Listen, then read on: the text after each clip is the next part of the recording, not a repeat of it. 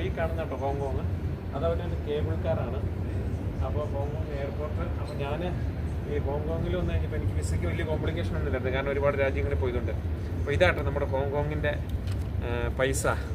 ഇത് $1000, ഇത് $500, പിന്നെ 100 50. അപ്പോൾ ഞാൻ ഈ പൈസയും കൊണ്ട് ഞാൻ ഈ ഹോങ്കോങ് ഒന്ന് കറങ്ങാൻ പോകും. കാരണം ഹോങ്കോങ്ങിൽ വന്നിട്ട് തനിച്ച് ചില കാര്യങ്ങൾ ചെയ്യണമെങ്കിൽ നമ്മൾ തനിച്ച് യാത്രയൊക്കെ ചെയ്യണം.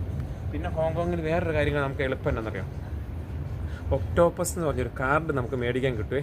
അപ്പോൾ ഇതിൽ നമ്മൾ റീചാർജ് ചെയ്ത് കഴിഞ്ഞാൽ, ഇത് നമുക്ക് റെയിൽവേ സ്റ്റേഷനിലോ അല്ലെങ്കിൽ നമുക്ക് മാളിലൊക്കെ റീചാർജ് ചെയ്യാൻ കിട്ടും. ഇത് റീചാർജ് ചെയ്ത് കഴിഞ്ഞാൽ നമുക്ക് ബസ്സിൽ യാത്ര ചെയ്യാനോ ട്രെയിനിൽ യാത്ര ചെയ്യാനോ അല്ലെങ്കിൽ കടകളിൽ പോയിട്ടും ഹോട്ടലിൽ പോയിട്ടൊക്കെ നമുക്ക് നമ്മുടെ ATM കാർഡ് കൊടുക്കുന്ന പോലെ ചെയ്താൽ മതി. അപ്പോൾ ഈ ഹോങ്കോങ് ഒരുവിധം പറഞ്ഞാൽ നമുക്ക് ഈസി ആയിട്ട് വരാവുന്ന ഒരു രാജ്യം തന്നെയാണ്. പ്രീ അറൈവൽ വിസ ഫോം മതി, അത് നമുക്ക് നെറ്റ് വഴി ചെയ്യാൻ പറ്റും. വന്ന് കഴിയുമ്പോൾ നമുക്ക് ചില കാര്യങ്ങളിൽ അവർ കുറേ ക്വസ്റ്റ്യൻസൊക്കെ ഇപ്പോൾ ചോദിക്കുന്നുണ്ട് ഇന്ത്യക്കാരായതുകൊണ്ട്. പക്ഷേ പാസ്പോർട്ട് കാണുമ്പോൾ അവർ when they see the passport they ask so many questions. അപ്പോൾ ഇത് ഹോങ്കോങ് വളരെ മനോഹരമാണ്. പറ്റിയ ഹോങ്കോങ്ങിലൊക്കെ ഒന്ന് വരിക. ഞാൻ താമസിച്ച ഹോട്ടലാണത്.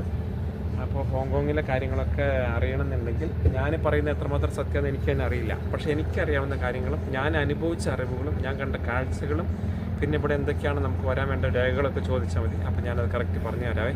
അപ്പോൾ നേപ്പാളിലെ മലയാളിയായ ബോബി, ഹോങ്കോങ്ങിൽ നിന്നും. Thank you so much.